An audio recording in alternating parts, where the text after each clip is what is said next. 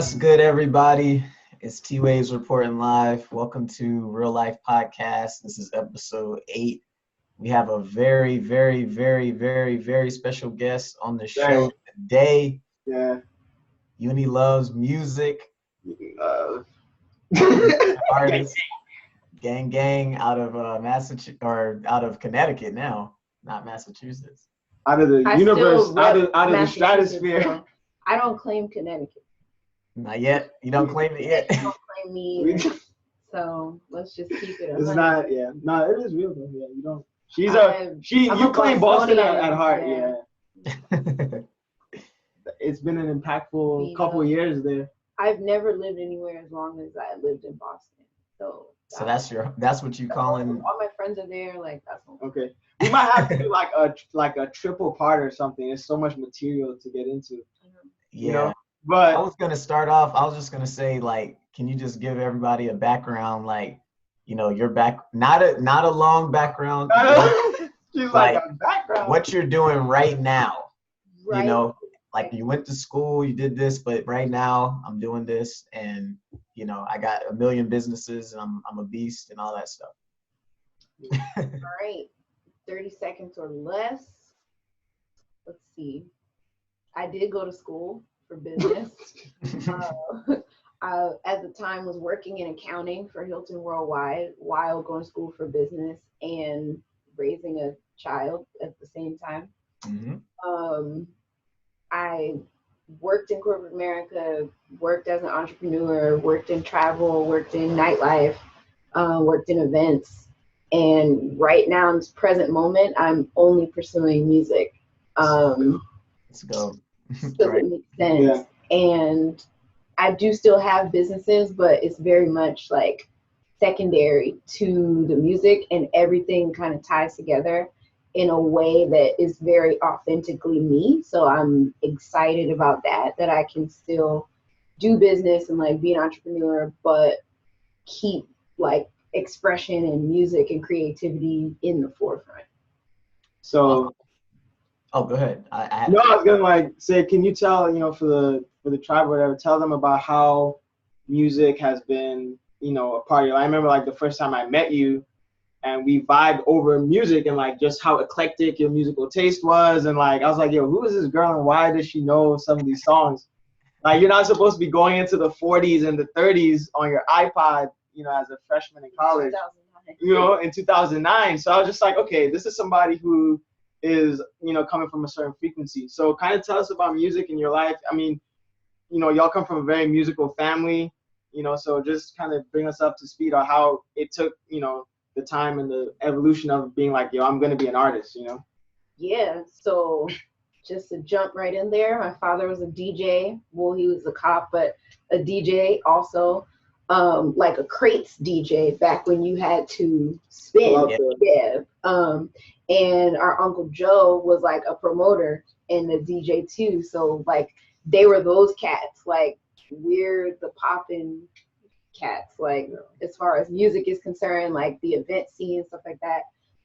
In New Jersey, my mother went to Arts High School and studied vocal music there, and you know, always sang in church and like everything growing up. And she also had that kind of like vast musical knowledge like my dad. So we just grew up listening to music. Like literally we would wake up. No, because like our dad had he would wake us up. Speakers in the basement. Yeah. And at one point they were in the living room, but like you would wake up to just bass coming through the floor. And you know, like, okay, it's time to wake up. Yeah, and it's like, and it was always like, that's beautiful, man. It was always like off-brand stuff. So it's like he listened to like Earth, Wind and Fire and the Temptations and all that stuff, but like the Spinners, Blue Magic, like Skip Mahoney, like all the stuff that like people don't know anything about. That was like being infused into my body like as a child. Yeah, just like literally coming through the floor. Yeah. The house was always full of music. That energy. Yeah, that we were vibration. always having cookouts, Super Bowl parties, like everything over the house, and it was music like just all the time. Sunday, it was church music. So did you know you wanted to be an artist at that time, like as a kid? As a little kid, so when I was like Hattie's age, like They don't know who Hattie's our daughter. Yeah, no, Hattie's our daughter. She's about to be 6.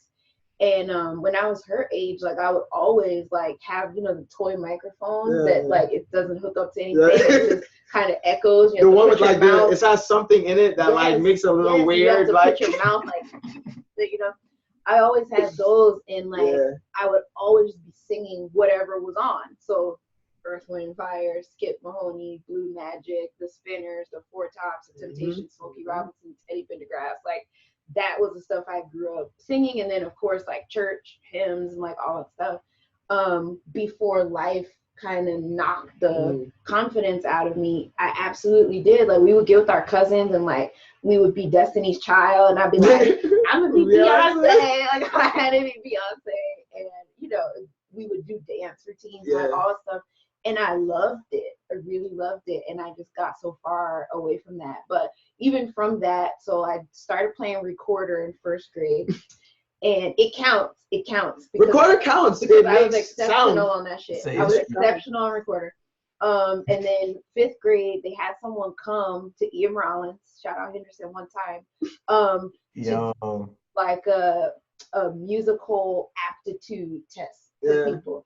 And they just like tested you on all different stuff. And I was like off the charts, like pitch recognition, sight reading, like all stuff. Because I've been teaching myself piano through hymns, like through church, like learning piano, whatever. So they were like, oh, you're like off the charts, da da da da. And they were like, if you want to join band, like it starts over the summer, you have to pick an instrument, da da da da. So going to middle school, I was playing clarinet. And then it went from clarinet to alto saxophone. And then 10th grade, I was in concert band, marching band, chorus, traveling chorus, like all like just totally immersed. At that time, I loved it. The only reason I went to school was my music classes. Other than that, like, I would have been out of there. Like it was nothing there for me. But I was in a really good music program, and like my teachers were amazing, and my bandmates were amazing. So like that was dope. So, all right, as a kid, you wanted to be an artist, or you were really into music. Why did you end up like even going to school, or why didn't you go to school for music, or like how did that, you know, how did you take a different path, or what things made you choose to take another path so that, you know, now you're actually coming back to like your first passion and stuff? Like how did you? Two things. Yeah. One, I had Malachi. Some people might also not. Malachi is my son, who is about to be 14. So I had him in the summer between 9th and 10th grade. And so what happened with that was like I couldn't be a marching band anymore because literally like you can't like hold a saxophone on the belly. So it's like that's a bad idea. And so I only could do vocal music, and even that is difficult when you're pregnant because like your lungs, everything is like compressed. So it was difficult. But whatever. I stuck with it. I had him. When I came back to school, I auditioned for this honors chorus. And this was like, you know, the top elite like chorus. They got scholarships and went to, you know, all stuff. And at that time I wanted to do music education. So I was like, I'm going to be a vocal music teacher. I'm going to help traumatize kids like myself, like put that pain into music and like have a healthy outlet. So I was like really between like psychology and music education was like where I was in high school. So I tried out for this thing, and it was like a simple test. You had to sing like this melodic song, and it kind of demonstrated your range, like low range, high range, whatever. And it was sight reading. And for some reason, like the sight reading, I nailed it. Like my solfege and all that stuff was on point.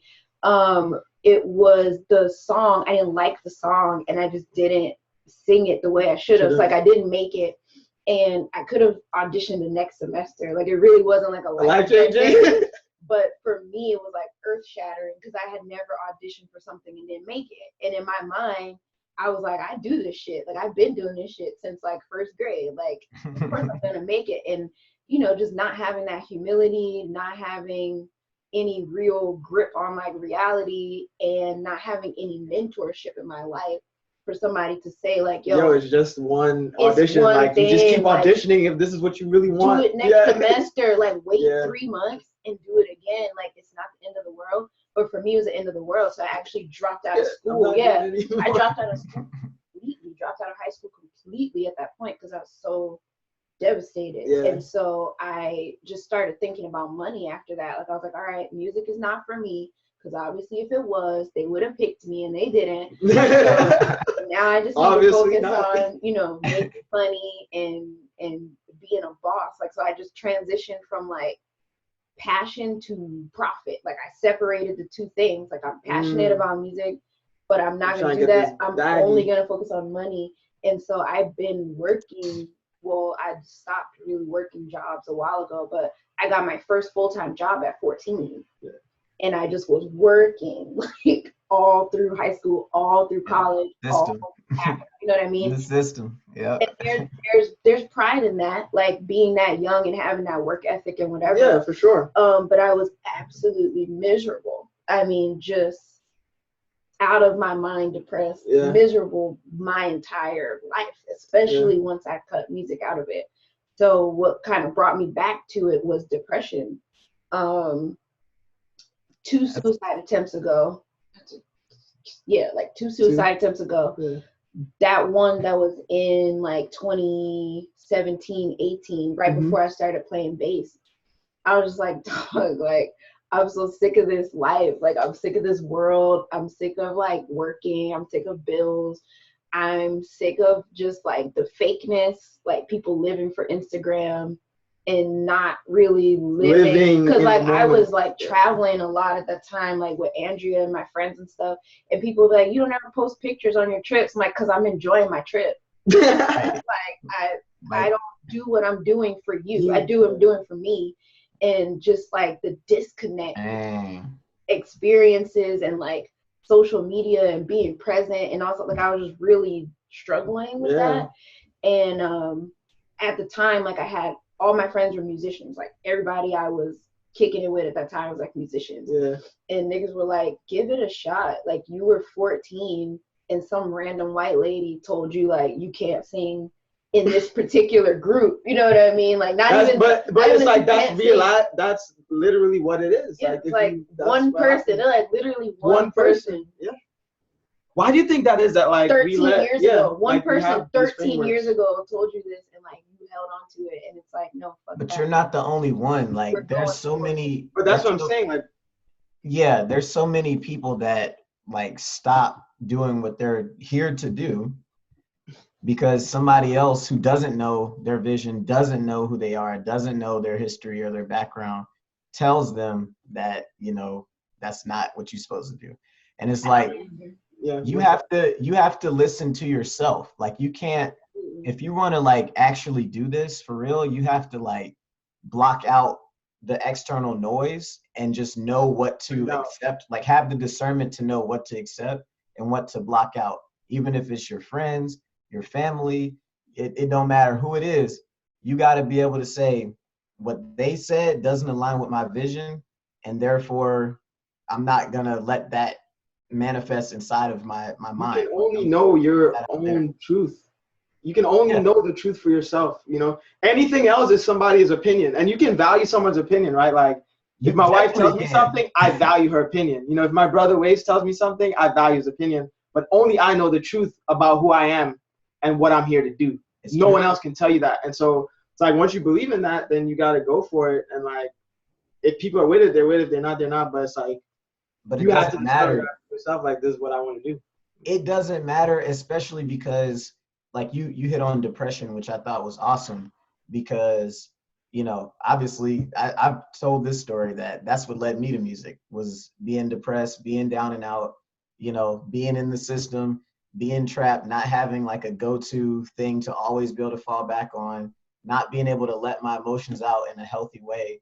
And so depression happens to a lot of people and they probably don't even realize that it's depression, but depression is that mindset that you're talking about where you're just doing things to go through the motions. You're doing everything for somebody else, for the system, or for like just external reasons that doesn't have to do with your own vision or your own calling or your own purpose. And therefore there's a void that you always feel inside, no matter how high you go on the external level. Like it doesn't matter what degrees you have. It doesn't matter how cool you look on Instagram. It doesn't matter. None of that stuff matters. What matters is what is fulfilling you. Is it fulfilling you or not? Is it true? Is it true? Is it fulfilling? Like, do you enjoy creating it? You know? You just have to ask. What was your thought? Well, it's two things. One is self-awareness, which y'all hit on, is like, it's hard when you're 14, 15, 16, 40 to be self-aware. And the reason for that, the second thing I'm going to say is like, our system, our society does not encourage self-awareness. It does not encourage confidence. It does not encourage pursuing your passion. It just trains you to do one thing, and then everyone's miserable and we don't know why, but it's because we're being fed from like age 5. You got to get a good job, you're going to have a family, you're going to buy a house, you're going to buy a car, like you're going to do this. What do you want to be when you grow up? Not like how do you want to feel when you grow up? Right. What things do you want to create? It's like, what job do you want? Like when you ask a kid, like, what do you want to be when you grow up? They don't respond happy, healthy. They think of a job, and that's because that's how we're programmed. You know what I mean? It's like, do you want to be a doctor? Do you want to be a fisherman? Do you want to be a mechanic?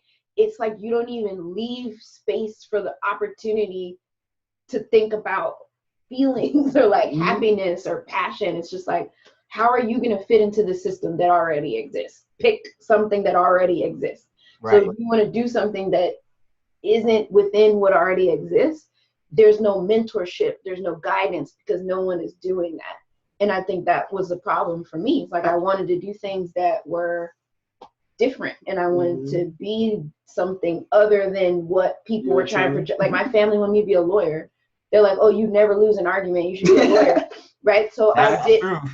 Do you remember that when everybody was like, yo, you should be a lawyer because you never lose an argument? I thought you should be a lawyer based on that. Like, our arguments be legit. Like, I have documents printed out. I'm like, oh, so on Tuesday at 5:67. 5:47. And I reference that with this.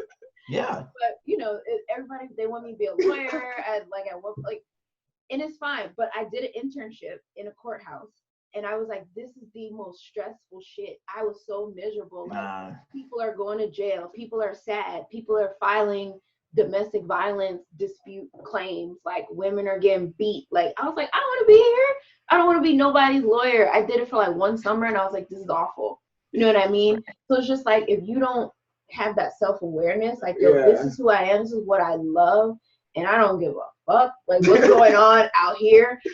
I have to sit with me. And it goes back to depression. It's like, nigga, at the end of the day, when you go home and take a shower, like get in the bed, you're the only person that's there with you. Even if you're married, that person is not inside your. They can't feel everything that's going on. You have to sit with you, and you're unhappy. That's the only shit that matters, is like how you feel. What everybody else thinks doesn't matter. And so finding that, it takes time. I feel like it's even harder for women because we're caretakers, and we have children, and there's like the guilt of like, how dare you pursue this for you, and you have children, or like you have a spouse of this and that. So we have on top of that like that guilt. So not only the confidence, but it's also just like, dang, like, should I be doing this? I have all these other people that are looking to me to do this and that for them.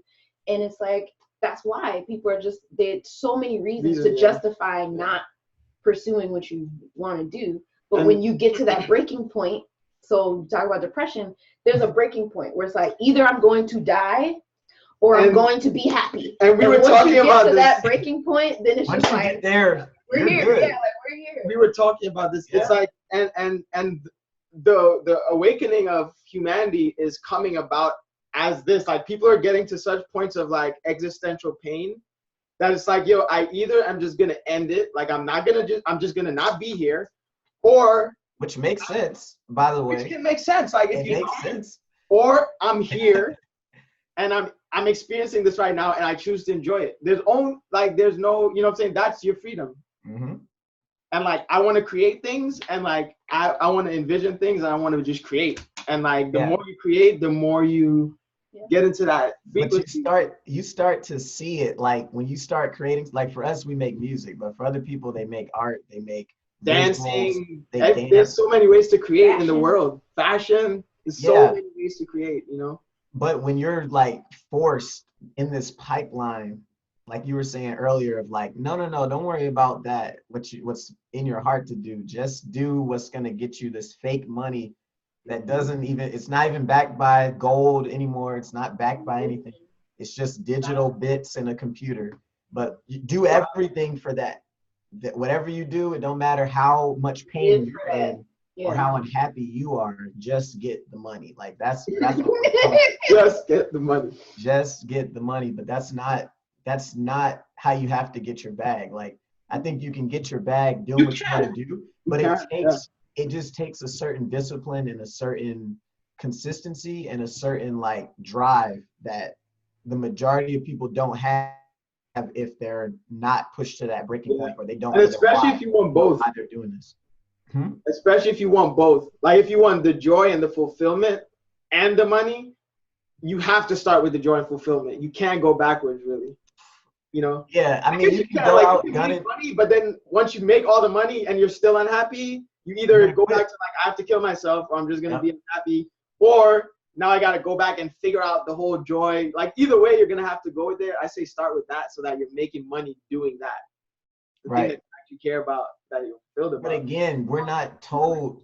You don't have to. Don't take no for an answer. It's like when you look at all the things that we fought for that didn't mean anything, it's like, why won't you fight for what you want? What you believe so it's like you will fight. Like I remember when I was trying to get into college, like I was like applying to colleges, and again, this is pipeline stuff. It's like, oh, you gotta go to college. Everybody's gotta go to college. You have to go to college. You didn't need to go. I did not need to go to college for business. I was surrounded by entrepreneurs. I could have literally just been like, this is what I want to do. I was already working in promotions. Like my 12th grade year, I was already working in promotions. I could have just rolled right into that. Our older sister is a DJ. I could have just rolled with her, promoted her events. Like it was no need for me to go to college. It was a pride thing. Like, oh, you niggas said I can't do this, so I'm gonna just do it to prove that I can do it. But I didn't need to go. But everybody was like pushing me to go, and I just remember like I was so regimented that 12th grade year because I skipped 11th grade. A lot of people don't know that. I didn't go to the 11th grade. She's smart. I did 11th grade and 12th grade simultaneously, AP and all of that. So I was like grinding, like I gotta make up, these credits because I didn't have like a whole year of missing out my transcript. So it was like I'm going to school like day and night. I was working at IHOP at the time, and I used to get up at 5 o'clock in the morning. I used to get up at 5 o'clock in the morning. I used to read the newspaper. That's how old I am. I used to read like the stocks and stuff in the newspaper. And I would have my coffee. I would walk to school in New Jersey. You walk, whatever. Yeah. I would walk to school, and then I would get out of school, go to work. I worked at IHOP from 3 to 11. And then I would get home and be doing my essays for college applications and like all this stuff. And get up at 5 in the morning. Like, it was insane. It's a grind. And I was fighting for shit that I didn't even want. I didn't even want to go to college, but I was grinding. Like, I was applying for like private scholarships, like all kinds of stuff, because I knew it was no help for me from my parents or anything. So I was like, I gotta make this shit happen. It's like I made it happen. I won. I was going through this the other day. I was like shredding stuff, getting rid of stuff. I won like 12 private scholarships plus the academic scholarship that I got to go to Central. And it was like, that was stuff I had to seek out, right? Like, it's like no one just handed me the money. I had to Google shit, look for shit, apply for it. So it's like, if I would do all of that to do something that I did not even believe in, that I didn't even want to do, really why am I not doing that for what I'm passionate about? It's insane. I think, it's insane. Or jobs. Like I used to work overnight in college. I used to work from 11 p.m. to 7 a.m. I would fucking get up like 10 p.m. every day, take a shower. My bones would be hurting because I was so tired, because I would get off work at 7 in the morning, go to class at 9 in the morning. And I would be there until like 3:30, pick up Malachi from school, homework, baths, cook dinner, take a nap from like 6 to 10, and get up and go to work. All for something that you didn't even all want. For somebody else's business. I mean, some of it though, crazy. I think some of it is really that the system tricks you, deludes you into the sense of security. That like if you do what we say, if you follow our path, your life will be good. Yeah. And that false sense of security is enough to keep you locked in, because you know that the truth, even if you're miserable, because on the other side of that is fear. The fear of risk, the fear of trying really hard and it never becoming true, the fear of like people judging you, the fear of like, how do people think my voice sounds, how do people think I look? There's just so many fears that we have. So many additional. Really being yourself and really creating what you want, that like you have to first like know who you are enough to not care about the fear anymore, you know? Right. Just do it and be whatever it is, you know? The only thing I knew was I was a tough motherfucker. That's the only thing that has been consistent from when we started this story to now. I've never been afraid of anybody. Yeah. And I always knew, like, if I want to make this happen, I could. Right. And there was some things that I wouldn't do, but I'm like, if I tried it, I know I would be good at it. Because it's like, at everything that I've actually given the attention to, you can be good at whatever you give enough time and attention to. So like, that's the power of our minds and brains. But everyone should know that, because if we're all going through this pipeline together and we're all graduating together, we're all staying up late together doing this stuff, it's no different for Joe Schmo than it is for us. You know, like if Joe Schmo wanted to do this other thing and he put in the same amount of effort on that and stayed up late and studied and read books, like you would get it eventually. You have to make it mainstream, because the pipeline is what's mainstream. But okay, so the pipeline, the college to job pipeline is so mainstream. Yeah. We need more normalized exposure of the counterculture stuff. I had to use that word, but it was like that is what it is. It's like you need to see entrepreneurs, you need to see artists not starving. Like, I hate people say, oh, starving artists. It's like, no, like you need to show, like, yes, it's a grind and it's a hustle, but like it's doable, and people need to support one another, and it needs to be visible so that it's not so outlandish. Like, it seems like it's so far-fetched to do it because nobody's doing it, or people are doing it and they have shame, so they're not out with it, you know? Like every stage of it, you have to be out with it, because there's someone one step behind you that if they just saw you're one step ahead that you think ain't shit, they would be now motivated. That's why we have to tell next step. So we have to tell our stories. We have to like put, and I guess it's the balance, right? Because some of it is like you have to put media out there. You have to show people the imagery. You have to show them the visuals. You have to play them the music. They have to hear it and see it to understand it, because that's how most people work. They need visuals. They need imagery. They need media in order for ideas to like be incepted. And so it's like, if you're a creator and you want to create things and you want to put media out there, then it's like you have to decide how you want to do that, you know? But I guess from a music standpoint, like, where are you now as far as like music that's coming out? I know you have one song that you've been working on with like in the lab, which is Hostage. You have Wake Up Next to You that we had a pre-release that's now on SoundCloud, but we're still kind of working on a final drop. So before we end, just kind of give us a little bit about where you are. We'll have to definitely have you come back, because it's so much juicier There's stuff. A lot of stuff that when you come back, we'll get into counterculture a little more, but that'll be the next time. That's what I'm saying. I see this at least being a trilogy to start off. Lord of the Rings. Yeah, because there's a lot to cover. So there's no limitation. Yeah, I know. Let's keep going. So yeah, tell us about kind of music, where you're at right now, what you're working on, what we can be expecting, like, the next couple months and stuff like that. Where I am right now is like a kid in a candy store. Mm-hmm. Like, I have been writing things a couple years now, just writing songs, some of them full songs, some of them half-baked. Chorus, like a chorus and a verse, or like just a chorus or just a verse, whatever. Mm-hmm. And so it's really exciting, like, to have the two of you even to start getting these things out and releasing it. It feels so amazing to finally like complete something, because I kind of have like music ADD. Like, I'll start something and then it's like I hear something else and I'm inspired by that, or I'm like feeling that and I jump over to something else. So to finish Wake Up Next to You was such a tremendous accomplishment. I don't even love the songs anymore, but it's like just to see something through from start to finish creation, and release it.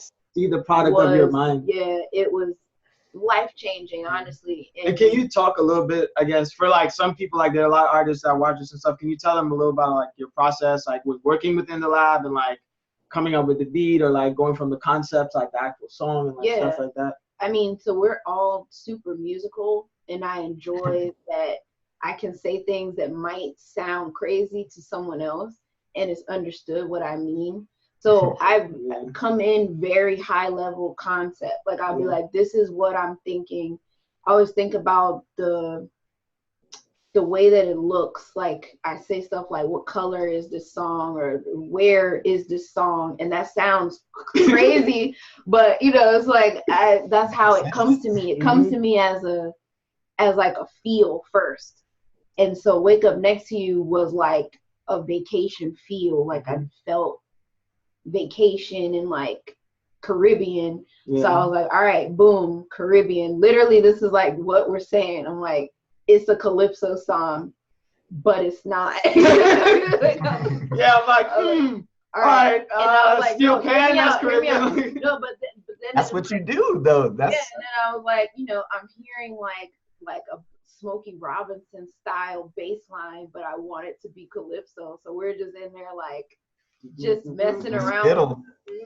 Yeah, so it's like, it's just feel. I start with the feeling. I start with the concept, and I explain, you know, to AZA, like, this is the concept.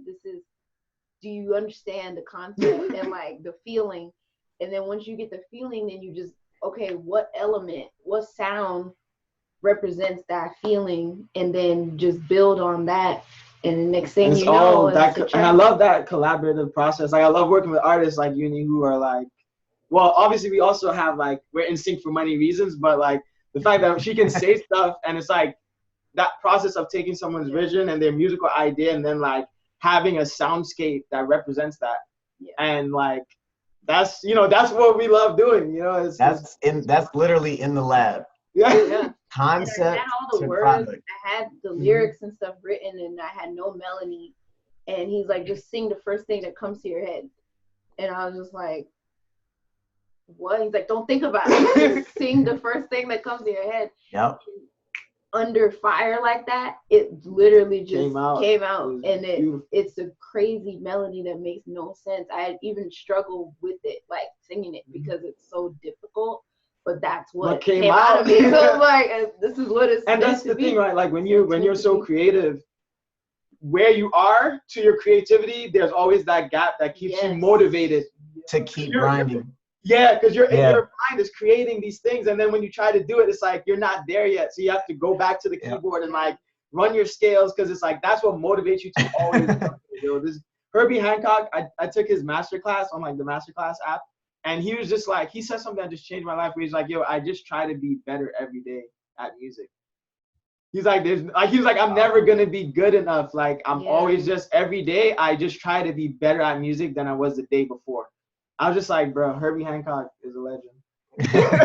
It's true, though. It's true. It's true, though. When you love it, it's like you don't want to get in the way of your own creativity. And that's kind of like where I am now, is like, my mind just be going. Like the same thing happened with Hostage. I don't even remember how that came about, but it was trapped. Chains. It was sirens. It was trapped. It was just trapped in my spirit, and it's like it feels so good to like release it. It just was in there, and like now, you know, it's coming out. But I don't want, like in band we used to say, like, don't let your instrument get in the way. It basically saying like you want to be so fluid in your technicality and your skill that it's like singing. We used to say that on Make It Sing. Like, you don't want your instrument, the physicality of it, to be a barrier between what you're feeling and what you're hearing, and what's actually coming out. So like when we be frustrated about like practicing scales and this and that, and breathing exercises and all that, it's like you're doing this so that you don't get in the way of your own creativity. Don't let your instrument get in the way. Don't let the physicality get in the way. And it's the same thing with your voice too. Like Yeah. Don't let the physicality of it be what hinders you from Just put in the getting work, exactly man. what's inside of you out. Yeah. So that's where I am. Yeah. It's like, I love it, man. And so, well, I mean, and again, you'll be coming back on. We'll talk about the singles and sort of the concepts for them because, again, very juicy stuff. But I guess, you know, we always try to end the show with just saying something for people to think about over the week and like an action, something they can do over the week. And so I guess when it comes to creativity, when it comes to being yourself, self-awareness, you have anything like you'll say, you know, for this week that we can be actively thinking about or doing that we might not always put at the forefront? Put her on the spot. you did. Why do we not believe that we can have exactly what we want in this physical iteration of existence? Boom. I'm not even going to touch. I don't know if you can repeat it because it seemed like it just kind of, you know, it flowed out. So I don't know if you can repeat that exactly, but I'll just say repeat it and we go off on that. Yeah. Why do we not believe that we can have exactly what we want in this physical iteration of existence? All right. We'll see y'all next week.